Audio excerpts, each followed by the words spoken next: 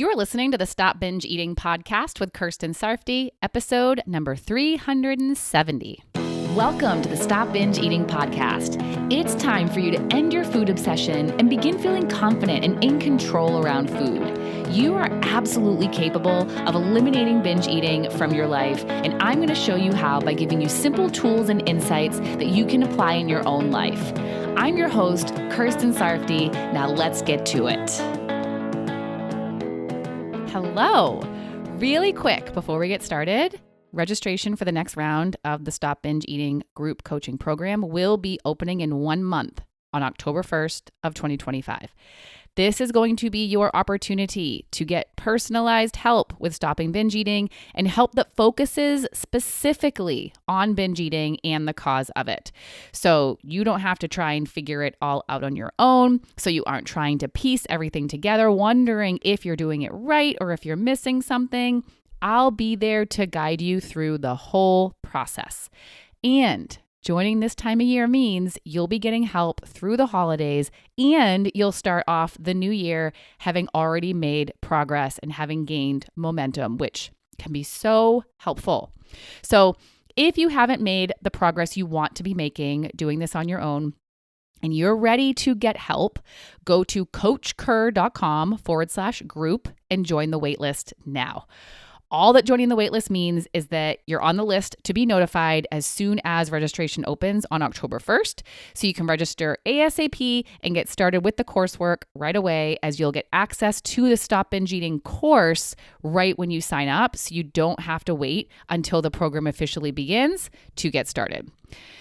If you have any questions that aren't answered on that registration page, you can email them to info@coachker.com, COACHKIR.com.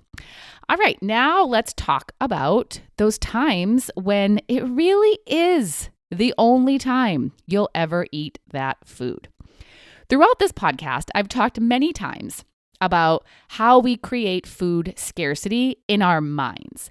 We might tell ourselves that this is the only time we will ever eat something, when it's really not. And when the food is actually always available to us.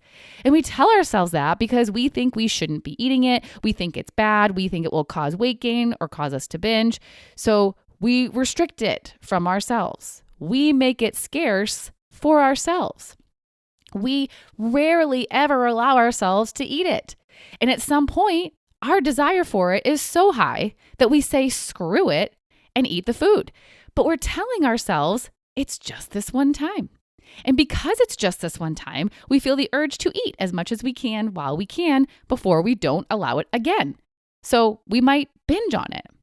Then fast forward to the future when we do it again, and we do it with other foods, we again tell ourselves that this is the only time, and the whole thing repeats. We keep creating scarcity with certain foods that aren't actually scarce. We're just making them scarce for ourselves because we're not allowing them, even though we can. When people do that, my advice is to stop making it scarce. Stop not allowing yourself to eat what you want to eat. So you stop the restrict binge cycle and stop telling yourself that this is the only time, because it's not, and it doesn't have to be, and it shouldn't be. The food is abundant in your life. You can buy it and eat it anytime you want to. So treat it that way, because with abundance comes relaxation about it, less urges for it, less strong desire for it, and it becomes not such a big deal. This goes for so many things. When money is abundant, you don't really think about it. When it's scarce, you think about it a lot. And when you get some extra, you might spend it right away. When time with loved ones is abundant, you don't really think about it. You just see them when you feel like it and don't when you don't.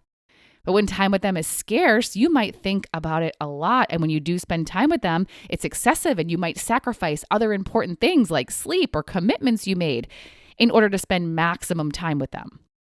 And when we make food scarce, the same thing happens. We hyper-focus on it and obsess about it. And when we do eat it, we go overboard. But when we make it abundant in our minds, because it already is abundant out in the world, we don't think about it as much, and we eat it when we feel like it, and we don't when we don't. So when certain foods really are abundant, treat them that way. But what about when they actually aren't?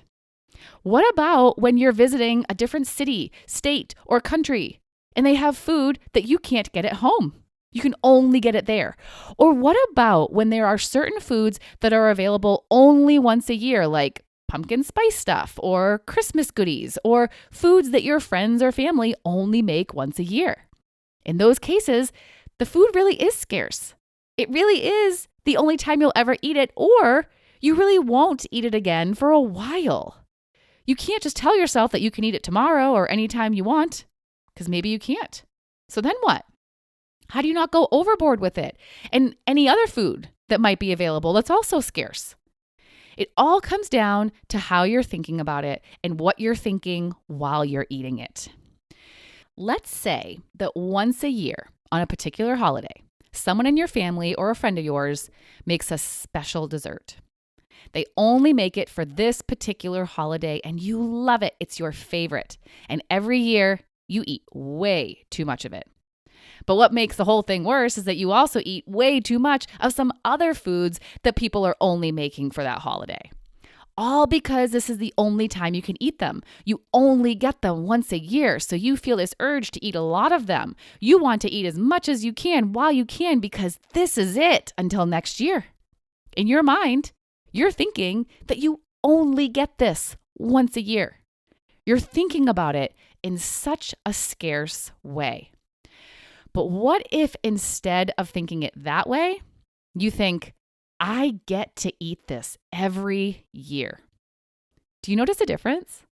I only get to eat this once a year, or I get to eat this every year. Both acknowledge that it's a once a year thing, but they create different feelings. One makes it more scarce while the other makes it more abundant. It can feel so much better to think about getting it every year rather than only once a year. So even just that shift in how you're thinking about the availability of it and what you're thinking about once a year can make a big difference in how you feel about it and therefore how you behave with it.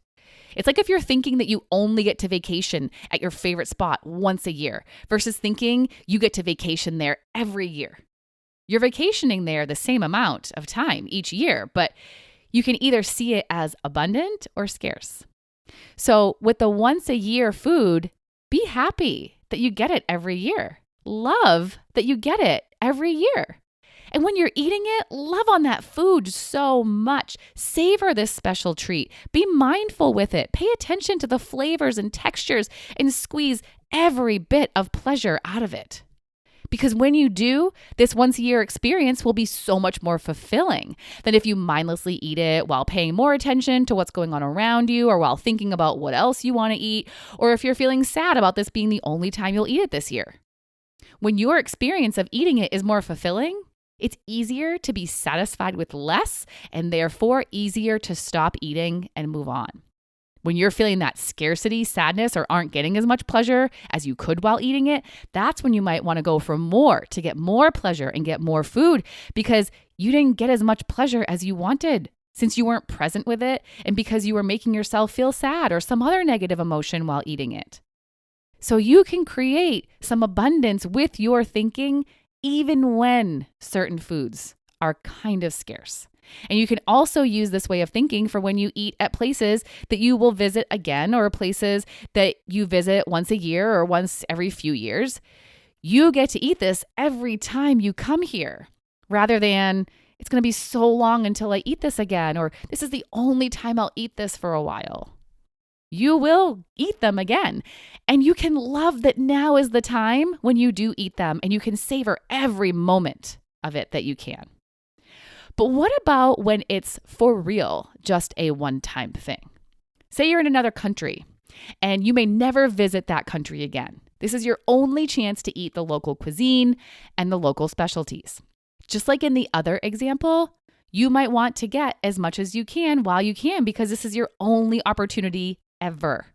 So you might overdo it. And then not only have you overeaten, but now it might be hard to enjoy the rest of your day or the morning the next day because you ate too much and you feel uncomfortable. Maybe your energy is drained, you feel sluggish, and maybe you have some brain fog. So what can you do to prevent this. Again, it will help so much to change how you're thinking about it. Rather than telling yourself, I'll never get this again, so I have to have as much as possible now, you can simply love that you're able to have this experience. Like I talked about in that other scenario, you can love on this food, be so happy you get to eat it, and be grateful that you get to have this experience. So you're not even thinking about the fact that this is it. You're more focused on how awesome it is. Yes, it might be a one-time thing, but it's an amazing thing. And it's so important that you know that eating more of it isn't necessarily going to give you more pleasure, more awesomeness, more amazingness. That's what most of us think a lot of the time. We think more in quantity is more pleasure. But really, you can get the same or even more pleasure from less if you're eating mindfully, are savoring it, are putting so much attention on it, and are loving it. You could eat 5 delicious cookies while scrolling on your phone, not even paying attention to the food, and not feel satisfied at the end. You feel like you didn't get much pleasure from them, or not as much as you'd wanted because you weren't putting your focus on it. So now you want more. Or you could eat one of those same cookies without any distractions, putting your full focus on it, eating it slowly, and feel so satisfied. You appreciated it. You gave attention to it. So you got so much more pleasure and you got what you wanted. So now you're ready to move on. It's just like if you're on that trip in another country and you're not even paying attention to what's around you because you're on your phone the whole time.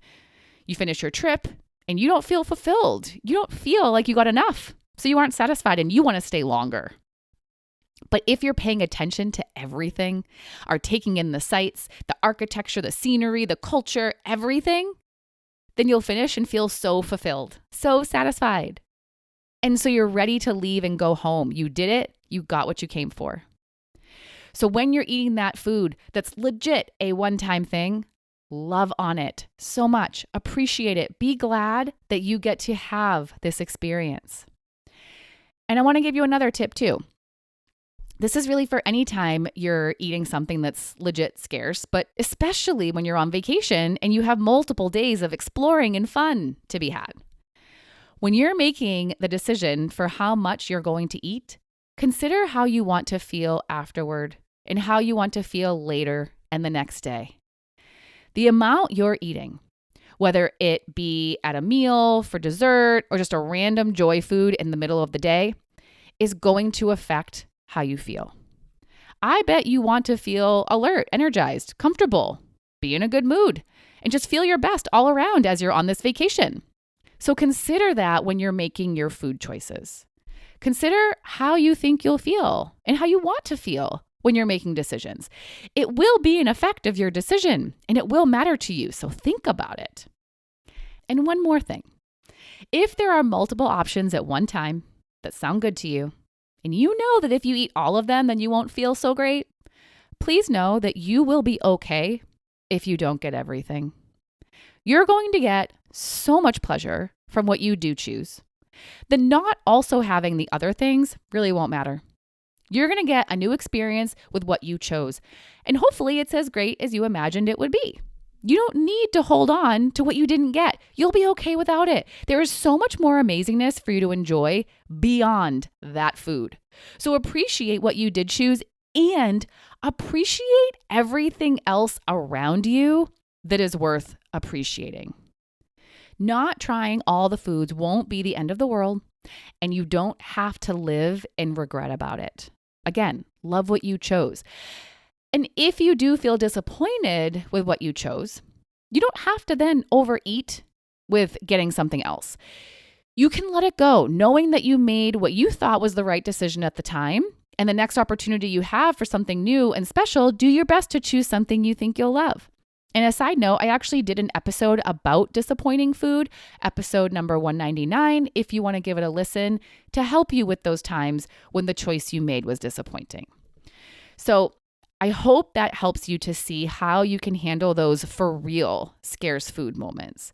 It really does come down to how you're choosing to think when you're in those moments. So think with appreciation think with abundance, and choose to love what you chose. All right. That's all for today. And don't forget, registration for the Stop Binge Eating program is opening in 1 month on October 1st of 2025. And if you want in, if you want help, if you're ready to do this work as a team rather than on your own, then join the waitlist at coachkerr.com/group. So you can get started ASAP once registration opens. And if you have any questions, email them to info@coachkerr.com. All right. That is all for today. Bye-bye. Thank you for listening to the Stop Binge Eating podcast. If you like what you heard today and you want more, go to coachkerr.com/free. That's COACHKIR.com/free to get some awesome free stuff to help you stop binge eating.